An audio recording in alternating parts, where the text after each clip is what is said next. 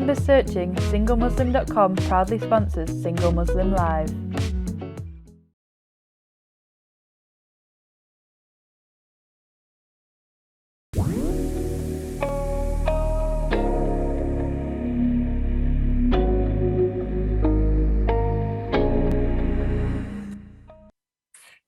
Assalamu alaikum and welcome to Single Muslim Live here on British Muslim TV, sponsored by singlemuslim.com.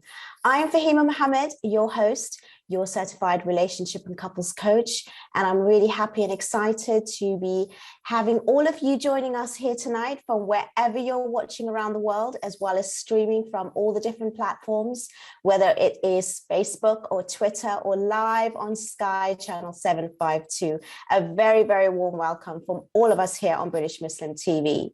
We have these amazing episodes every week, and we have another one which is going to be addressing something very, very common yet very, very detrimental that happens in our relationships every single time, more so now than we have ever spoken about before. You can definitely join in the conversation. You can add your stories. You can, place your questions or have any comments to myself or my guest tonight. And you can do that most definitely by calling directly live into the studio by dialing in 01924 231 083. Do ask the bill payer's permission before calling in, as standard network rates do apply. However, if you feel that you want to just send in a message anonymously for free, you are also welcome to do so via our WhatsApp message service. And that number is 07585 835 150. Now, we're going to be discussing how is it like to be with a partner who has either stress, anxiety, or depression. As I've said and mentioned, this is a very ongoing, very common topic right now. And to join me in this discussion, we have a very amazing guest who is Zabair Hussain. Assalamu alaikum. How are you? Assalamu, I'm well, thanks, Sister Fahima. How are you? I am really, really excited to have you on, most likely. I know how busy and tired and, extremely dedicated you are to your work. Being a professional psychotherapist and helping people, and also on your spare time, you really do give a lot of yourself. And I want to acknowledge that and thank you for coming on tonight. And it is such an honor and really so pleasing to have you on board to join us on this very, very important topic as well. So can you please tell us a little bit about yourself and what you do, and why is this so important to discuss today? Sure. First of all, thank you so much for inviting me to the show and helping me be part of this really important topic. In terms of my work and my job, so as you explained really beautifully, I'm a cognitive behavioural psychotherapist. So I treat people and I assess people who are suffering from some form of common mental health disorder. So we're not talking about the severe mental health disorders. We are talking about the common mood-based and anxiety-based disorders that can vary anything from depression to anxiety, generalized anxiety, social anxiety disorder to PTSD, post-traumatic stress disorder. I was really quite passionate and really looking forward towards this topic, to be honest, because I guess the world that we live in at the moment, our relationships are often measured, the success of our relationships are measured by material gains and successes, right? We're living in this social media world where we see all these happy couples taking pictures, going on holidays, what car they've bought, what house they've bought. And we don't kind of look at what's happening behind the scenes and what the person might be, or the particular couple might be suffering in silence with. And this is something we see very common in clinic, where one partner may be suffering from a mental health disorder and what impact that has on their partner or the wider family and their children, of course. So I think it's really important to discuss this topic, discuss this issue, because often it's related with a lot of shame and guilt, and we don't tend to talk about this openly.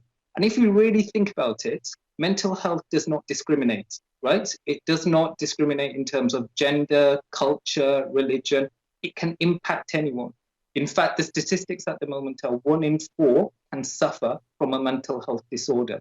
I think that was recently reviewed and it's 1 in 3 at the moment. So that just goes to show that anyone can suffer from a common mental health problem at any point in their life. And that's why I thought it's really important, really essential that we talk about this topic, look at techniques, how to cope if your partner is suffering from some sort of mental disorder, how to support them, how to support them in their recovery and in their journey, and also look at constructive ways of dealing with this pattern and difficulty. Of course, we live in a society, where we're focusing on quick fixes and everybody's looking for some sort of cure or a quick fix. In relationship, that's often difficult. You can't simply fix a person or apply a quick fix to a mental health difficulty. And this is why it's really important to focus on raising your awareness, educating people out there as well, and looking at the more compassion-focused techniques to help couples in such relationships, and also looking at the tolerance and looking at when to seek help and who to get the help from as well. Lovely. I love that introduction. You've given us so much insights already. I really do appreciate it. And you're absolutely correct. It is so recent right now, just even on the news, where people are talking about, seeking therapy first, even before, having antidepressants. And the statistics are increasing and getting ever so much closer, where almost all of us will have some point in our lives where we will have, like you mentioned, it's a common mental health disorder. It's something which, a lot of us may not even recognize as actually a problem. So that's what I really want to discuss today, because I think it's important, because a lot of us are not aware of even some of the symptoms that we are feeling. And if we have a partner, then we can actually misread them and actually can have a doubt as to what exactly is happening in that relationship. Now, before we go any further, I just also want to advise the audience that if you are triggered by anything that has been said tonight, we do have a support system set up here on British Muslim TV. And all you need to do is contact us on britishmuslim.tv/support. And inshallah, if you have any queries that is beyond this discussion, please do seek that sort of guidance. Again, we are generalizing. It is a case-by-case study, but we are going to be talking more about this as we go along, because I think in this day and age, we always, like you said, are misunderstanding what other people are feeling. And as you know, you're studying human mind and behavior, you're understanding the way in which people think and feel. And it is more open now that we have to be more sensitive to what is happening with ourselves. Now, how would one notice that things are not normal? Because sometimes people just have, because we're not talking about severe depression or, chronic sort of like illnesses here. We're talking about, the normal day, which a lot of people actually put up with for months and years, unfortunately, because they're not understanding that this is actually not a criteria to live by, and they tolerate it, whether it's for themselves or seeing it in their partner. So what would be the main kind of things that you would like to sort of help individuals to understand themselves if they are feeling way too much stress? If it continues, it's going to be detrimental. A little bit of, more anxiety than the usual. Obviously, we're going to have points in our lives where it's going to be stressful. It's going to be a little bit anxious when we have, certain circumstances. But what is that, major point where we have to really take a step back and make a difference in the way in which we are living, so that we can actually deal with this problem, so it does not spiral downwards into something more chronic and severe? Absolutely. Really good question. Thank you, Sister Fahima. I guess, first of all, what we need to understand about mental health difficulties, that they can be progressive, slow, and pervasive, right? You don't wake up the following day thinking, okay, I'm depressed now, or I'm anxious, or I'm stressed. Yeah. This can go undetected for quite some time, right? The people close to you, your wife or your husband or your partner, may pick up on subtle changes, that you've been feeling more irritable than usual, you're not sleeping as usual, there might be a change in your appetite, either eating too much, too less. Your thinking styles may have changed over time, becoming more negative about self, the people around you, or even about your future, right?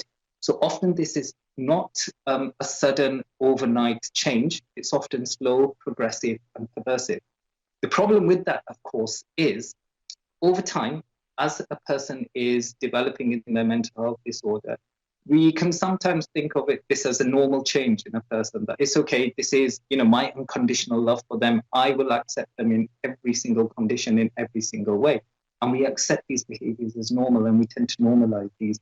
Of course, what I am not saying over here that it's normal, of course, to suffer from some sort of stress, anxiety, but I'm talking about when it becomes problematic and when it becomes difficult. So obviously, when it starts impacting your daily functioning, where you can no longer maybe sleep, you can no longer go out as you used to do, you can no longer hold down a job, tend to work, you can no longer engage in conversations with your loved ones, your intimacy is impacted with your partner as well. It's the impact that we look at the most, and when it becomes most impacting in the relationship and in the family, that's when obviously we need to start seeking help, and we need to think about which help is the most appropriate.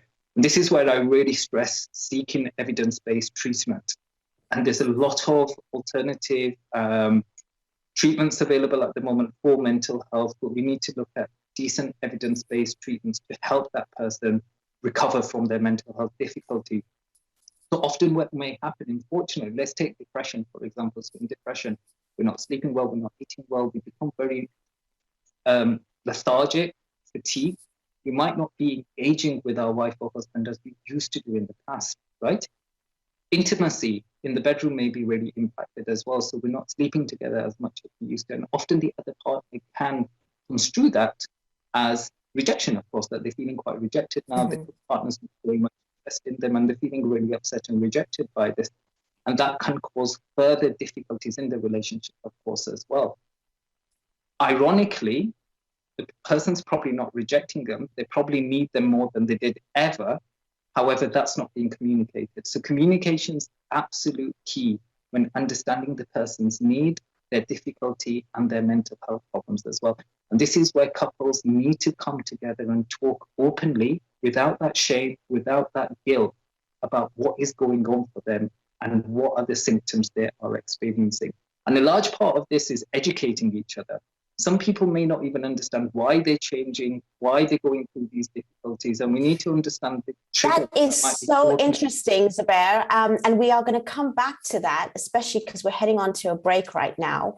And inshallah, you know, my mind is blowing with so many questions because you've raised so many points, and it's so important, especially when it comes to our relationships.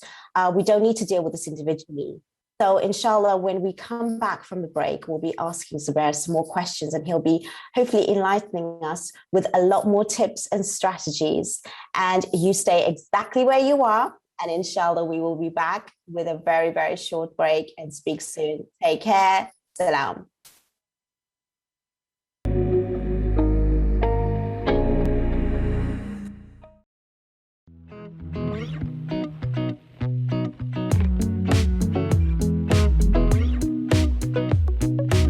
With 3 million members searching, SingleMuslim.com proudly sponsors Single Muslim Live.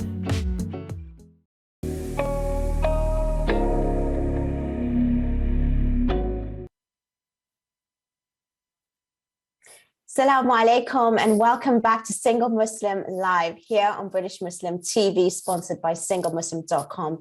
You know, even though this topic is really serious, I'm loving the conversation because we're not going to get this much amazing insights from someone who is really, really experienced and professional as we are going to tonight. And Zabair, you've really opened up so much of the questions that I've already wanted to ask you before. And, you know, talking about relationships, it's so hard anyways. But how would a couple know that it's actually their mental well-being, or is it, you know, something which is a little bit more serious? Because, you know, it's so normal to get into a routine of knowing that person's grumpy, or even life. It's so difficult with, you know, the challenges of normal work, which it's normal now to feel stress every day, every week.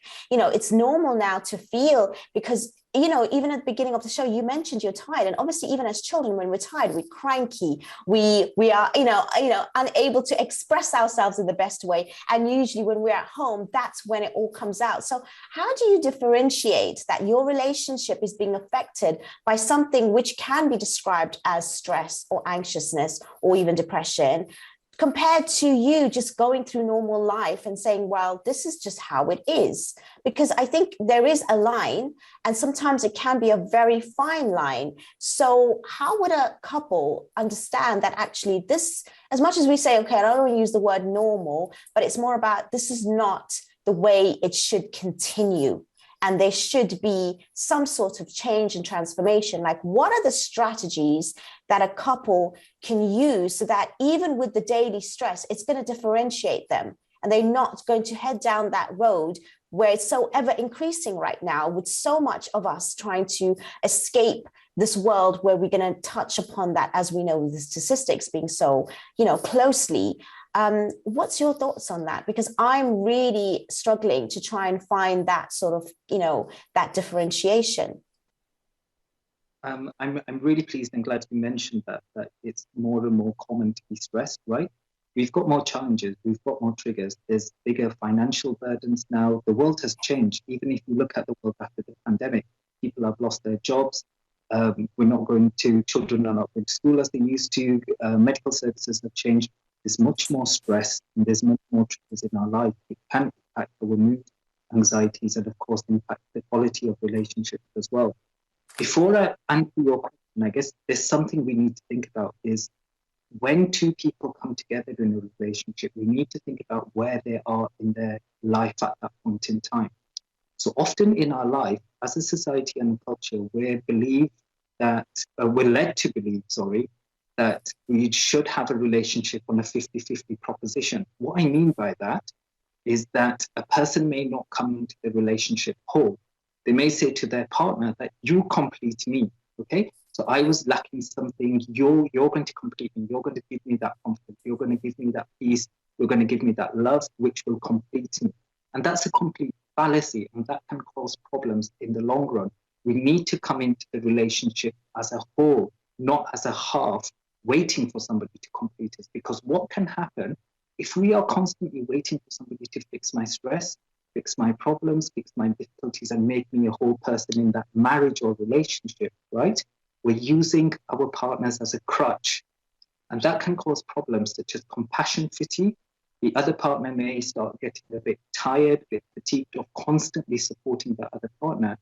And what's going to happen when the other partner needs help as well? Because if we're relying on that partner for our needs, but then the other partner needs us now, that relationship is going to become incomplete and it's going to cause difficulties. Therefore, we need to enter relationships and marriages as a whole person. We need to bring our whole self to the table rather than a person who needs completing, right? Mm-hmm. So often in our culture and in our society, there's this concept that marriage will make me really happy and marriage will complete me. Marriage is an empty box. It's what you put into that marriage, which will obviously help that relationship thrive, right? So often what couples do not do, they get so carried away in this normalized role that, yeah, I'm going to support you, you're going to support me, I'm stressed at work, I'm bringing that stress home now, I'm bringing all that conflict home now, which I'm experiencing in my financial life, in my work life. It just becomes normal. What couples are not doing is having open communication. Are we actually satisfied and content in this relationship? And it is okay to tell your partner, I'm not happy.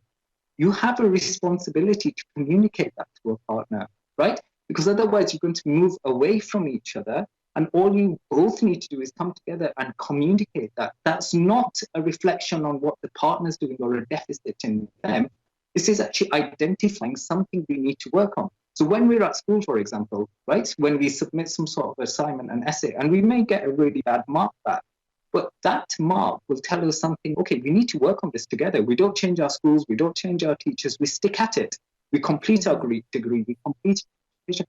And a relationship is like that. Identify by communicating what I need to work on, and let's come together, stick at it, and work on it together, right? And that can be a way of helping each other as well. I love what you said, because it's really true. A lot of us, we're not understanding that it's all about, the development of the human mind and behavior. And we are from our past, unfortunately, which are unhealed, or we are trying to unpeel the onions that we have developed over time, which hasn't actually served us. And then we come to a stage in life, especially in our communities, that is an age where we have to get married. And the only thing that we consider is the other person being of a certain caliber, character, and things like that. But we're not actually looking at ourselves. And how is it that we see relationships, and how are we going to be in a relationship, and especially in a relationship with ourselves first? We are definitely really behind, unfortunately, and I see a lot in our community around this topic about dealing with relationships and sustaining it in the long term without giving up, and without feeling that if there was a problem, if somebody is expressing even the fact that they are feeling depressed and sad, we want to run away from it. I want to be real. There's been a lot of cases, unfortunately, that when someone says they're either, physically or mentally unwell, then that is like doom and gloom for any relationship, unfortunately. So we need to obviously understand that it's not about fixing, but it's about support. Now, if somebody is now, say, for example, diagnosed with depression, it's not chronic, but it is depression at the end of the day, how would that partner sort of who is, being there to support the other, what would be the tips? Because I think a lot of people also get annoyed that it's all on them now. What do they do? And they want to be supportive. Sometimes they're too held back, or sometimes they're too forward. Now we can Google all this information and we're like, why don't you go for a walk? Why don't you try mindfulness? Why don't you, try exercising? Why don't we, see somebody? But at the end of the day, what would be your sort of strategies and tips as to how to support someone who's actually going through depression? And what is the language? We talk about communication. What would be the actual statements that we would say to somebody who is struggling with this kind of mental illness, so that they can actually be not feeling extra stressful and extra stress and extra sort of like overwhelmment, that, they're putting a burden on their partner as well, because they can actually maybe withdraw themselves from the entire relationship. So what would be the strategies and tips that you would suggest, Zabair? Of course, again, really, really good question there, Sister Fahima.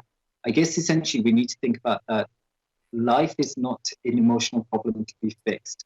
We need to accept some problems will come. As human beings, we're not stationary. We're always changing. We're always developing, for the good, for the bad.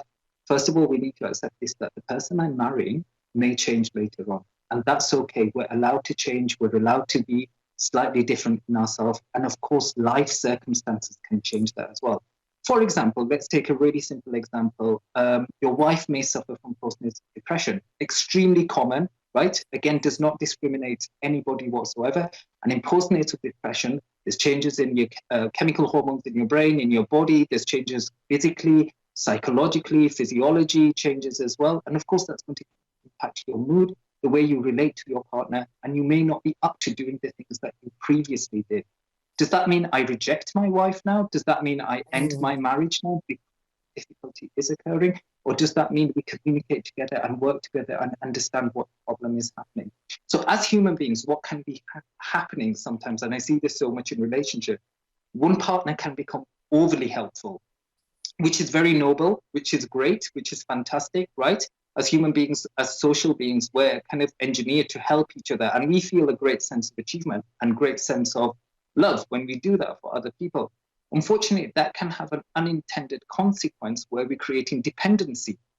So essentially, we need to be creating an empowering and enabling environment for the individual who's suffering from those difficulties, rather than making them dependent. Okay, so for example, when we are kids, we might be playing in the playground. When we're younger, we might fall over, scratch our knee. We have a bit of cry, and we need that love, attention temporarily, right? And then obviously the adult will give us that pat on the back, and off we go with life. We're not staying in that dependent stage. This is very similar in relationships as well, empowering each other, enabling each other, and having these conversations. So tell me what would help you. Tell me what you are feeling. Often people are feeling very irritable or anxious, and it might just come out as anger. Spend some time together. Identify those emotions. What shall we call those emotions? Can you describe them to me? Can you think of a word, a color? What could you compare it to? So again, really getting into the detail and really understanding the finer points of what that person is going through. Then you need to sit together, communicate together in terms of how can I empower this person and how can they empower themselves as well. So shall we seek some support? And that's fine. There's a lot of stigma and taboo in seeking therapy. And especially in our community, there's this massive taboo that you better not be seen in receipt of mental health therapy because people will think you're crazy, or the in-laws will not accept you. The in-laws might think you're absolutely failing. You're not good enough for my daughter, or you're not good enough for my son, right? And this is another thing that we need to learn to live with, that it's okay to seek treatment. If I break my leg, go to A&E and get a plaster on it, people will not shun me away. Equally, if you're suffering from an episode of depression, you should not be shunned away. And this is what I'd really like to stress here in relationship. It's an episode of depression and an episode of anxiety people often experience. Research tells us, treatment tells us, such as CBT, that you can recover. You will not be stuck in this for the rest of your life. Well, while you're making that very important point, Zabair, we're going to obviously catch up on that and go into much more detail, but that was absolutely vital information right there. And we will see you after the break, where we'll be discussing this in much more in-depth conversations, because you've raised something again, which is really, really important. And I want to stress that please stay with us, because we have much more to ask Zabair. And inshallah, we'll see you in a few moments.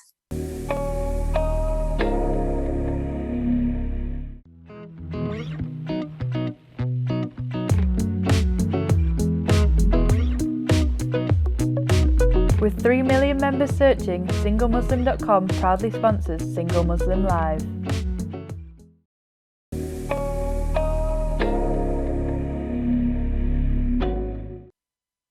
Assalamu alaikum and welcome back to Single Muslim Live here on British Muslim TV, sponsored by SingleMuslim.com. We're having a tremendous, really, really valuable conversation here with our psychotherapist, Zabair Hussain, who is, giving us amazing, amazing tips and amazing insights as to how is it that we have to cope when we have a partner who is actually going through stress, anxiety, or depression.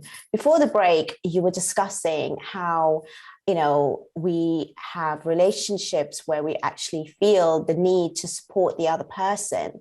However, even if you're trying to empower them or enable them, sometimes that person doesn't really want it. And they also are even in denial. So in a circumstance where that person needs to seek that therapy, to seek outside help, how would you go about doing that? Because you really can't, even be successful in the therapy unless you are actually in a mindset of wanting that help. And I find that the most difficult thing, because I always say, if anyone walks into a session with me, it's like, you know what, you're already halfway there through success, because that first step, you don't realize how big that is, but it takes a lot. And when you're already feeling down and you think you're hopeless and there is no way, and then you've got all the pressure of everyone telling you that you need help and you really don't want to go there because you feel not ready, whatever it is. And you as a therapist, obviously in this field, what is your advice? Because I think it's really important that we tackle this question first, because even if we give tips and strategies, what's the point if that person doesn't want it or doesn't feel the need for it or they're not ready for it? What would be the slight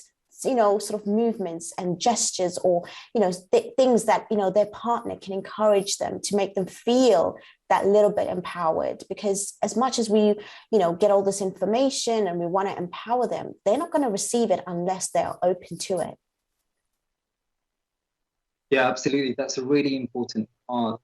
When there's denial in a relationship, that causes a lot of imbalances and misunderstandings in relationships as well, unfortunately, because this can create hostility in a relationship as well. So you've got one partner stressing and expressing to the other partner that you need help, need support, something needs to be done here. And the other partner, on the other hand, feels everything's perfectly fine, I'm cracking on, and it's okay, I don't need any help and support. And there's many reasons why this may be occurring. And I guess it's peeling away and trying to understand where is that person right now in terms of where they are in their mind, and are they ready to accept we've got a problem? And are they ready to seek support, of course, as well?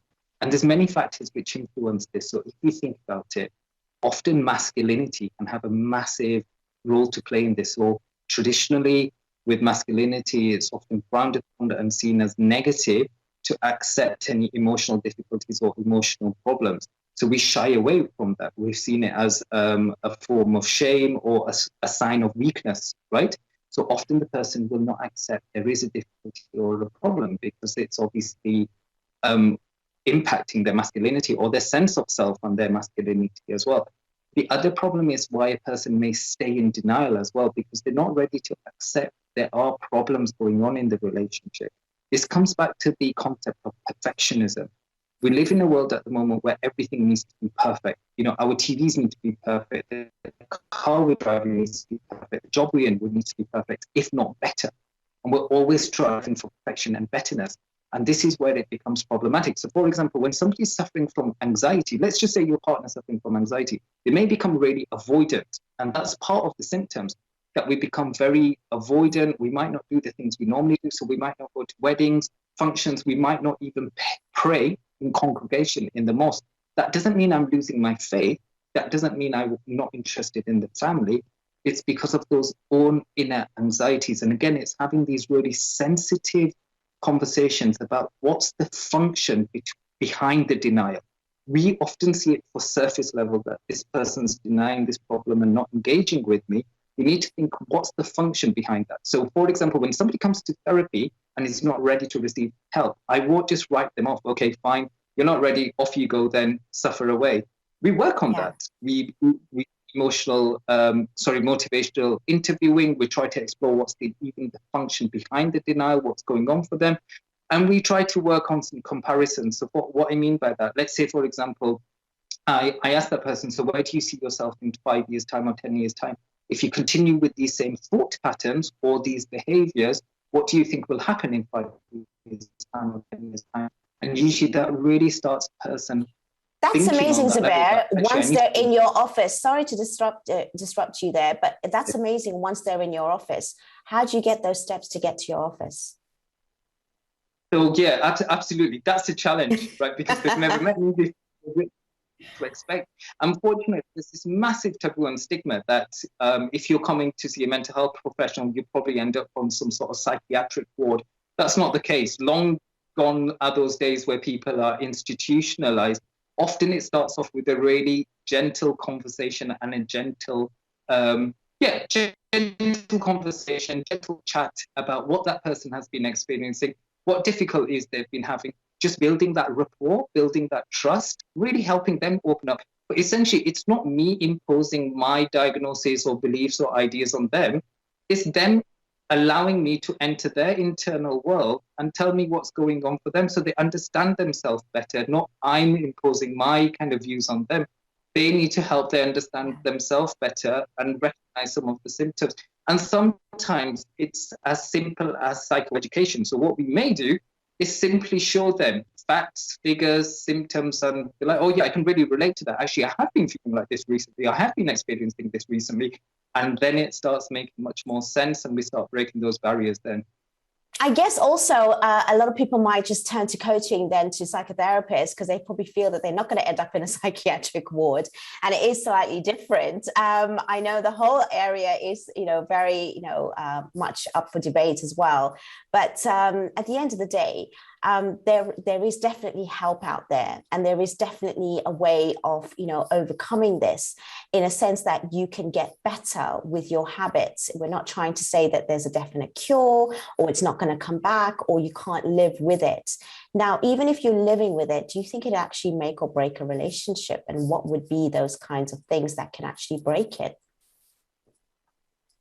Yeah, absolutely. I'm just going back to an earlier point when we're recognizing symptoms and how we're looking at coping techniques and strategies.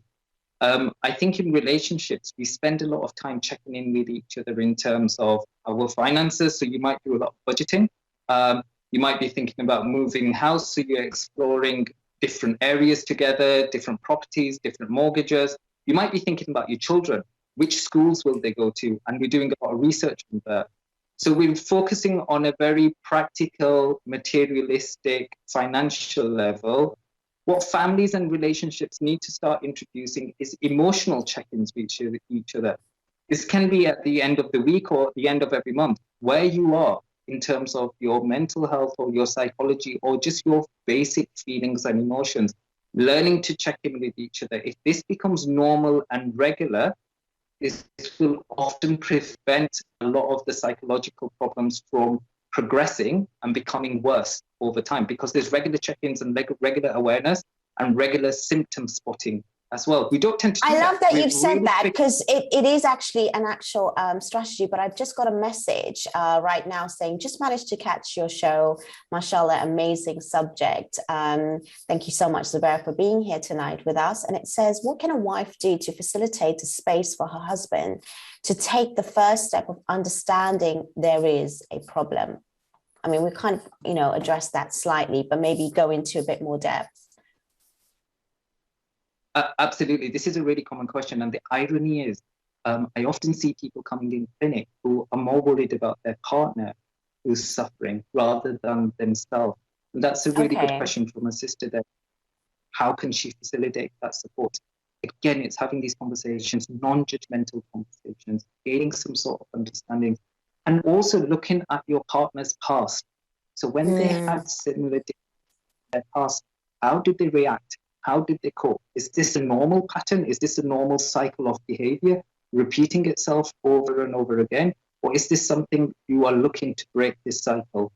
And but also, just before I stop, you continue, I'm going to stop you there, because isn't there also a danger that then our partners become our therapists, because they're going so into it, trying to analyze the past, trying to, give you all these solutions? Are they now becoming your therapist as well? I mean, is that a good or bad thing? What was your thoughts on that?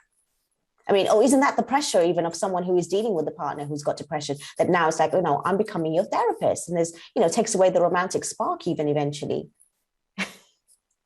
Yes, yeah, absolutely. Right. You're changing your role into a carer or a therapist rather than a friend, wife, a confidant, or a partner. And there is a danger that you can slip into therapist role. Unfortunately, there's many dangers with that. That A, you can suffer from compassion fatigue yourself. B, you will burn out yourself. And C, both of you are at a stage where you cannot even contribute into the relationship anymore, because you're both at rock bottom, essentially. There is that danger, and you need to be aware of that. That am I encouraging simply as a wife, husband, partner, or friend, or am I becoming a therapist? And it's setting these boundaries, right? So when I'm talking these conversations, I don't mean constantly having these conversations. It's having them in a very boundaried manner. So we touched on this last week for X amount of time. That's it. You need to let it sit. It cannot become part of your entire life. Otherwise, it becomes part of your relationship narrative, and your identity of your relationship is, I'm the person who's got that ill partner, right? We don't want that to happen. And this is why there's that massive danger of you becoming a therapist. I would not recommend that. Again, this goes back to our natural instincts to help other people, but that can be detrimental as well. And also, you need to be honest about how you are feeling in that process as well. Feed this back to your partner. You've got responsibility. If you are feeling tired, if you are feeling fatigued, they need to hear this. They need to know this so they can start understanding and taking some of that responsibility as well. It works two ways. If I'm really helping the other person open up, I have a responsibility to open as well.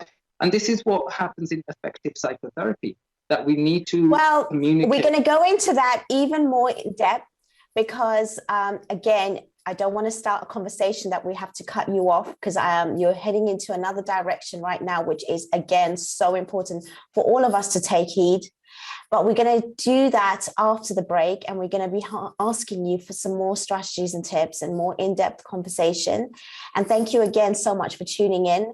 And thank you so much, Zabair, for being with us tonight. And we're going to be continuing this conversation in the last part of the episode. So stay exactly where you are. We will be right back.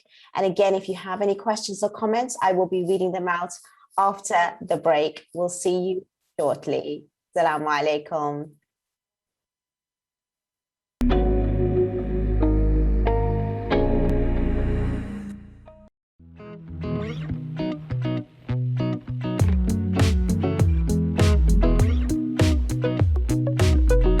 With 3 million members searching, SingleMuslim.com proudly sponsors Single Muslim Live.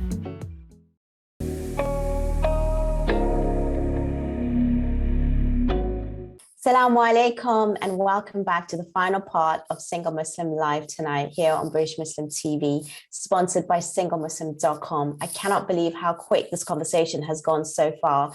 And again, I am blown away by all the conversations that we've had, the discussions, all the strategies that Zabair, you've been enlightening us with.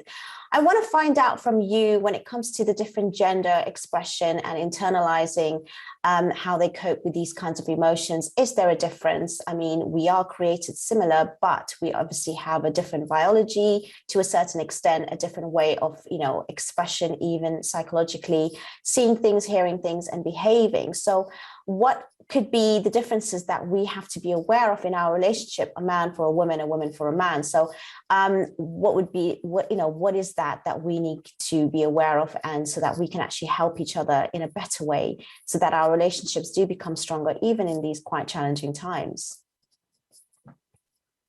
Thank you. First of all, I guess the statistics speak for themselves, that unfortunately we see less and less men coming forward for therapy and less males presenting for any support, psychological support or emotional support. And unfortunately, what we do see is male present more at crisis point and at crisis intervention point. So I guess what that means is, unfortunately, men tend not to express their difficulties and will only express when they're absolutely at boiling point. And women tend to access therapy and mental health services much more quicker. And I guess there's a massive cultural explanation to this as well. Again, going back to masculinity, men do not show emotions, men are supposed to cope. And if you think about it, this is incredibly difficult in cultural realms. So if somebody's suffering from, they may feel fatigued, lethargic, they might not feel up to going to work or earning. And that burden and responsibility culturally often lies on the male. And unfortunately, what can happen, that trigger considerable guilt and shame, and they will not come forward to admit that there's an issue, or they can't contribute financially to their family, because that will obviously impact their role, the way they see themselves and their identity. Women, on the other hand, stereotypically are seen as being more emotionally expressive, but they can internalize it a lot more as well. They may not express it, experience the internal turmoil psychologically, and stereotypically, men are seen as venting it as anger, becoming aggressive, or even turning to drugs and alcohol, unfortunately, to manage their mental health problems. And this is what statistics show. But again, this is not case-by-case basis. We're not generalizing here, but this is simply what the statistics are telling us at the moment as well. What do you think that is like in our actual Muslim community, though? Do you think it could be a lot more worse? Because we don't actually have the statistics for our community as such. But what we know is there are definitely issues that are occurring much more, and it is slowly now creeping up where there is more conversation and people are talking about it a little bit more. But there is, again, that stigma that if you do have a problem, you're not there, basically there for marriage. You're not there to even, be, capable of continuing in that marriage. And a lot of people have actually broken their marriages and turned to somebody because they feel that, they cannot cope with this kind of situation. So what is the problems that we need to be aware of as Muslims in our community as a whole, so that we can actually be a lot more wiser about it? Because we are, again, behind when it comes to these kinds of information, even though we have professionals like yourself or medics and things like that. But when it comes to our actual, living practically every day, we're not actually doing it in the best way and the best form forward. Absolutely, completely agree with you. I think the real picture is it's much more worse than what the statistics tell us and what we actually see. I think a lot of this is unreported, unrecorded, and people do not send themselves for support. So we don't actually know what's happening. There's this entire hidden difficulty in the community, in the Muslim community, that we don't look at. Unfortunately, mental health, drug, alcohol addictions is frowned upon in the community, and people are turned away. And because of that fear, they will not come forward. I'm really happy to see that attitude has been changing. I've been working in mental health for 25 years now, but I've definitely seen a significant positive change in the last 10 years, where community leaders, religious scholars, the religious leaders in the mosque are now coming forward and having these really open, candid conversations about these difficulties and how to enable people, especially men, to come forward and seek that help. Because previously that was not happening, or it was completely frowned upon and it was completely full of taboo and stigma. Do not get me wrong, there's still a long way to go. And I think we need to think on this on a systemic level as well.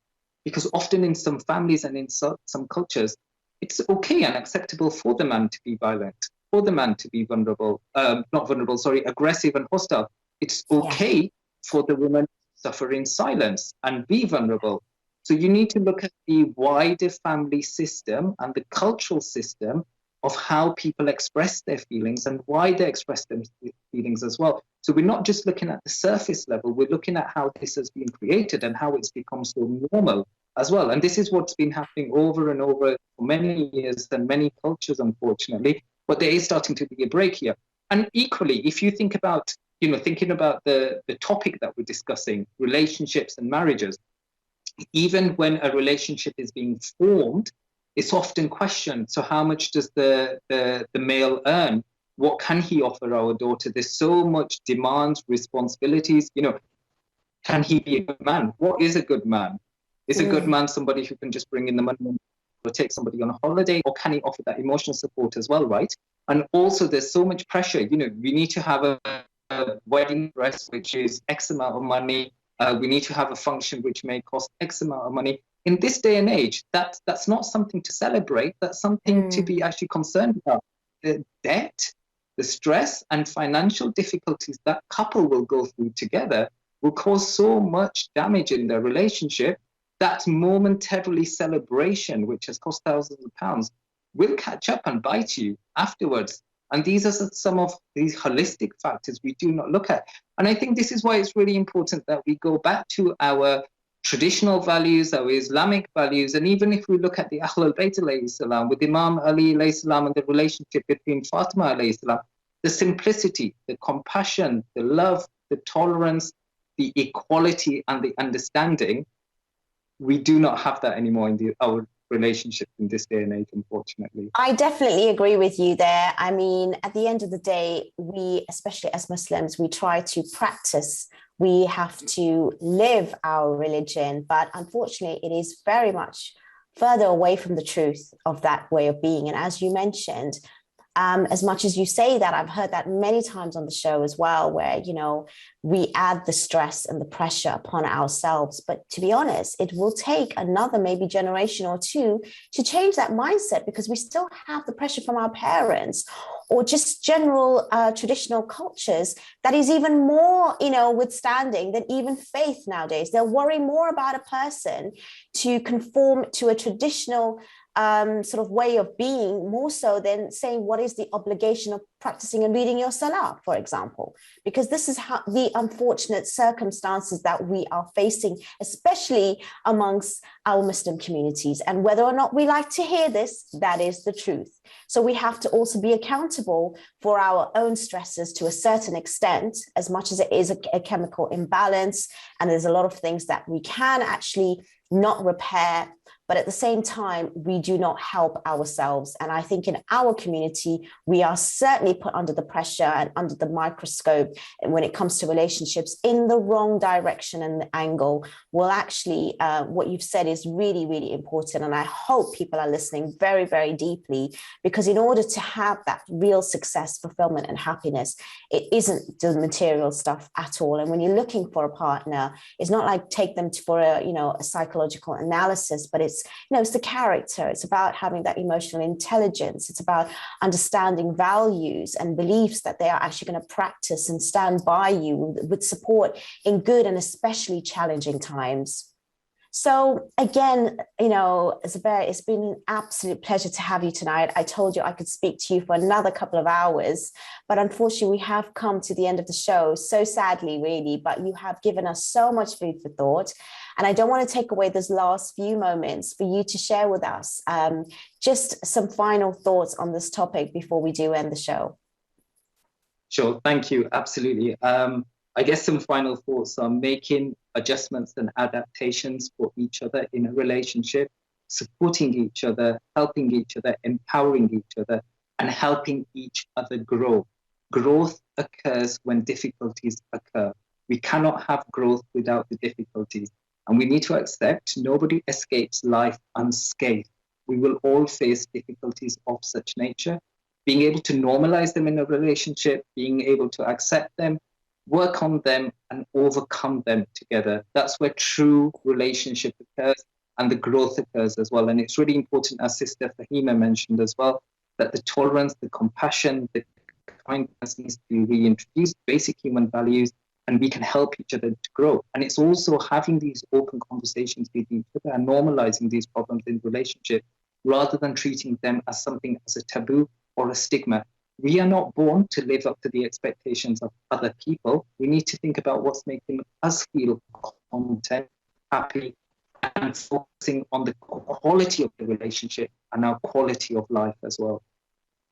Thank you so much, Brother Zabair. It's been, again, so enlightening to have you on tonight, and a real valuable conversation, and especially from somebody who is so experienced and professional. And I really do appreciate your time, knowing how busy you are and how much you still give to everyone. And having you tonight has been, absolutely, delightful. Thank you so much. And do reach out to Brother Zabair if you do need any extra support. He does really do work from the ground, and you can actually reach him. So please do reach out to him. And inshallah, we will have further conversations around this. And again, thank you all for watching. Thank you all for being here with us tonight. It is a really special topic that we sometimes feel that, it might just come across where we're just talking about mental health generally, but this specific ones are common, and they are unfortunately increasing, and we did need to raise this as a very important way of moving forward so that we can actually develop in our relationship. I want to thank you all for being with us tonight. I want to thank Brother Zabair for joining us in this conversation and for all your messages and support. Inshallah, we will be back next week with another episode. Until then, have a very lovely evening. Thank you so much for tuning in. Assalamu alaikum. Have a lovely night. Bye.